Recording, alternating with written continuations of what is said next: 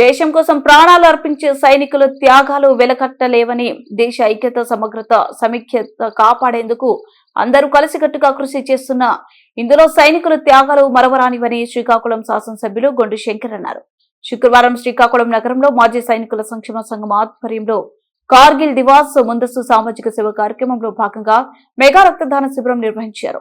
ముఖ్య అతిథిగా పాల్గొన్న శ్రీకాకుళం ఎమ్మెల్యే గొండు శంకర్ ప్రారంభించి మాట్లాడుతూ, భారత సైనికుల త్యాగాల గుర్తుగా ప్రతి ఏటా జూలై 26న కార్గిల్ విజయ్ దివాస్ ఎంతో ఘనంగా దేశవ్యాప్తంగా జరుపుతారని, వీరుల సంస్మరణ దేశానికి అందించే సేవలు కొనియాడతారన్నారు.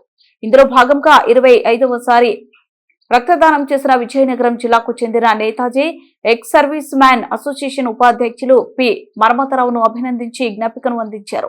శ్రీకాకుళం జిల్లాలో ఉన్న మాజీ సైనికులకు ఒక భవన నిర్మాణానికి కేంద్ర మంత్రి రామ్మోహన్ నాయుడు, రాష్ట్ర మంత్రి కించరపు అచ్చెన్నాయుడుతో పాటు నేను కూడా ఎంతో కృషి చేశామని ఎమ్మెల్యే గుర్తు చేశారు.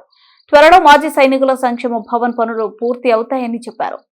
ఫెడరేషన్ చేస్తున్న కృషికి నేను అభినందిస్తూ, ఈ రోజు ఈ క్యాంప్ చేసినందుకు కూడా వారికి నేను అభినందిస్తూ, మరిన్ని సేవా కార్యక్రమాలు మీరు చేయాలని, దానికి నా యొక్క పూర్తి సహాయ సహకారాలు ఉంటాయని, అలాగే సివిల్ ఏవియేషన్ మినిస్టర్ రామన్న గారి సహకారాలు కూడా మీకు పూర్తి ఉంటాయని మేము తెలియజేసుకుంటూ, రేపు రాబోయే రోజుల్లో మనం ఇక్కడ సిఎస్ఆర్ ఫండ్స్తో పెద్ద ఎత్తున కార్గిల్ పార్క్ కూడా నిర్వహించడానికి మన రామ్మోహన్ నాయుడు గారు అన్ని ప్లాన్లు చేస్తున్నారు.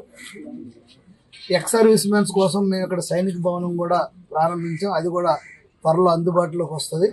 తప్పకుండా దేశం కోసం పోరాడిన ఎక్స్ సర్వీస్ మెన్స్ కానీ, అలాగే ఎంతోమంది ప్రాణాలు అర్పించిన వారి కుటుంబాలకు కూడా ప్రభుత్వం నుండి మా నుండి పూర్తి సహకారం అందించడానికి మేము సిద్ధంగా ఉన్నామని తెలియజేసుకుంటూ, ఈరోజు ఈ కార్యక్రమంలో నన్ను కూడా భాగస్వామి చేసినందుకు Srikakulam district ex service men federation వారికి, అధ్యక్షుల గారికి, సెక్రటరీస్కి, కమిటీ సభ్యులందరికీ కూడా పేరు పేరున చైర్మన్ గారికి